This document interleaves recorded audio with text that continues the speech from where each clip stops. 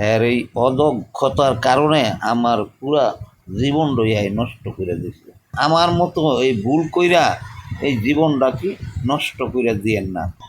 আসসালামু আলাইকুম। একজন ডাক্তারের অপচিকিৎসার কারণে, ভুল চিকিৎসার কারণে আমার আব্বার জীবনটা শেষ। কেন বলতেছি অপচিকিৎসা? আপনারা দয়া করে ভিডিওটা শেয়ার করে দেন, যেন আব্বার এই পরিস্থিতি নতুন করে কোনো মানুষের সাথে না ঘটে। অপচিকিৎসা কেন বলতেছি? আব্বার পায়ের এই গোড়ালির হাড়টা একটু বড় হয়ে গেছিলো। তো এর জন্য আমরা বেশ কয়েকজন ডাক্তারের কাছে গেছি। তো এমনিতে ট্রিটমেন্ট নিতেছিলাম, কিন্তু এর মধ্যে একজন ডাক্তার পায়ের এই গোড়ালিতে ইঞ্জেকশন দেওয়ার কথা বলছে। তো এই ইঞ্জেকশন দেওয়াটাই আব্বার জীবনের জন্য কাল হয়ে দাঁড়াইছে। ওই ডাক্তার ছাড়া দ্বিতীয় আর কোনো ডাক্তার আব্বাকে এই পায়ের গোড়ালিতে ইঞ্জেকশন দেওয়ার ব্যাপারটা বলে নাই, এবং সব ডাক্তার একটা কথাই বলছে কেন ইঞ্জেকশনটা দিয়েছেন। তো প্রথমে আব্বার এইখানে হাড় বাইরে গেছিলো, এইটার চিকিৎসা ছিল হয়তো অপারেশন করে এটা কাইটা ফেলানো যেত, কিন্তু এখন আব্বার সাথে যেটা হয়েছে, এই পায়ের মুড়ার নিচে ইঞ্জেকশন দেওয়ার কারণে যেই মোটা রগটা আছে, এই রগটা একেবারে পচে নষ্ট হয়ে গেছে। আমি আপনাদেরকে ভিডিওতে কোনো এক জায়গায় দেখাই দেবো যেন আপনারা বুঝতে পারেন। এই রগটা একেবারে নষ্ট হয়ে গেছে ওই ইঞ্জেকশনের কারণে। আমরা অ্যাপোলোতে ডাক্তার দেখাইছি, আমরা এখন আছি বিডিএম হাসপাতাল, এটা শ্যামলীতে। আর বিডিএম হাসপাতালে আমরা ডক্টর সালাম স্যারকে দেখাইতেছি। উনি বাংলাদেশে অর্থোপেডিক্সে একজন স্বনামধন্য ডাক্তার। ওনারও একই কথা, আমরা অ্যাপোলোতে ডাক্তার দেখাইছি, ওনারও একই কথা। এরপর আমরা ডক্টর নিয়ামুল, উনিও বিসিএস করা, উনিও এমবিবিএস করা, বিসিএস করা। আমরা গাজীপুর ডাক্তার দেখাইছি, সবাই একই কথা বলতেছে যে আপনার পাওটা নষ্টই হয়েছে মূলত পায়ের মধ্যে, পায়ের গোড়ালিতে এই ইঞ্জেকশনটা দেওয়ার কারণে পায়ের এই রগটা পচে রগটা ছিঁড়ে গেছে। এখন যেটা করতে হয়েছে, এই এতটুকু যেটুকু রগ নষ্ট হয়ে গেছে মোড়ার কাছ থেকে, এই রগটুকু কেটে তারপর এটা অন্য কোনো এক জায়গা দিয়ে অন্য একটা রগের সাথে বাইপাস করে দিয়েছে। আব্বার যেটুকু হয়েছে এইটুকুতে আপনারা খুব ভালো বুঝতে পারতেছেন যে একটা রগ এটা একবারে কেটে বাইপাস করে দিয়ে আব্বাকে কতটুকু সুস্থ করা যাবে। হয়তো সাময়িক চলাফেরা করতে পারবে, কিন্তু আব্বার জীবনটা শেষ, হয়তো ভারী কোনো কাজ করতে পারবে না, এই জীবনে আর ভারী কোনো কাজ করতে পারবে না।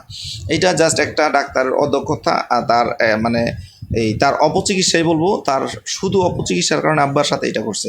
আর যেই ডাক্তারের কথা বলতেছি সে নাকি প্রতিনিয়তই মানুষকে এই ধরনের ইঞ্জেকশন দেয়।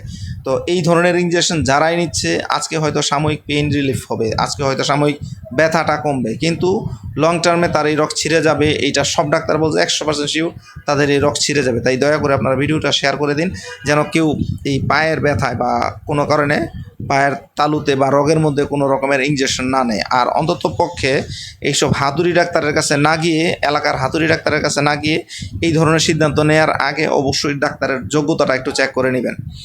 তো আব্বা, এই যে এই পর্যন্ত যে আপনি ডাক্তার দেখাইলেন, হ্যাঁ, ডাক্তাররা কেন বলছে আপনার রগটা কেন ছিঁড়ছে?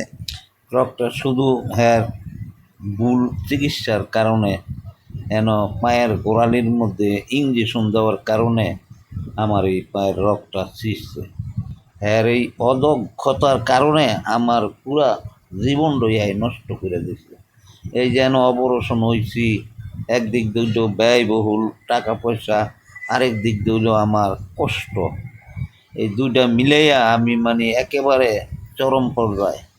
তো আমি সবার কাছে একটা আবেদন করি, এমন কসাই ডাক্তার যারা টাকা লুট করে আর যারা নাকি মানুষকে নিয়ে প্রতারণা করে টাকা লুট কইরা খায়, এই সমস্ত ডাক্তারের কাছে আপনারা কিন্তু যাইতে আগে চিন্তা ভাবনা কইরা, অথচ দক্ষ ডাক্তার দেখা পরে আপনারা যাইবেন। আমার মতো এই ভুল কইরা এই জীবনটা কি নষ্ট কইরা দিয়েন না, এইটুকু হইল আপনাকে সবার কাছে আমার একটা আবেদন।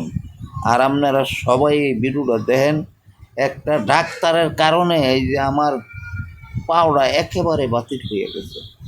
এই যে আমার এই রক কাইটা লাউন লাগছে, হাড় কাটন লাগছে, রক পচা দূরা লাগছে, ইয়ার পরে তো আমার কষ্টর তো আর শেষ নাই, সীমা নাই। কত ডাক্তারের কাছে গেছে, হ্যাঁ, কত ডাক্তারের কাছে গেছি।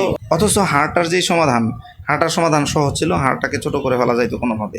বাট রগটা ছিঁড়ে যাওয়ার পরে যেই ভয়াবহতা বা যেই ধরনের সিনারিওর আব্বার সাথে ঘটছে, এইটা এই বয়সে একটা মানুষ, আব্বা তো মনের জোরে চলে, এই বয়সের একজন মানুষ এইভাবে এই ধকলটা সামলানোর কথা না। দয়া করে ভিডিওটা আপনারা সবাই শেয়ার করে দিবেন, যেন এই রকমের কোনো ডাক্তারের কাছে মানে সাধারণ মানুষ বা আব্বার মতো মানুষ বা আমার মতো মানুষ গিয়ে যেন আর কেউ না পড়ে। দয়া করে ভিডিওটা শেয়ার করে দিবেন, যেন অন্য কোনো মানুষের সাথে, আমার আব্বার সাথে যেটুকু করছে, অন্য কারোর সাথে যেন এই ধরনের ঘটনা না ঘটে। সবাই ভালো থাকবেন। আল্লাহ হাফেজ।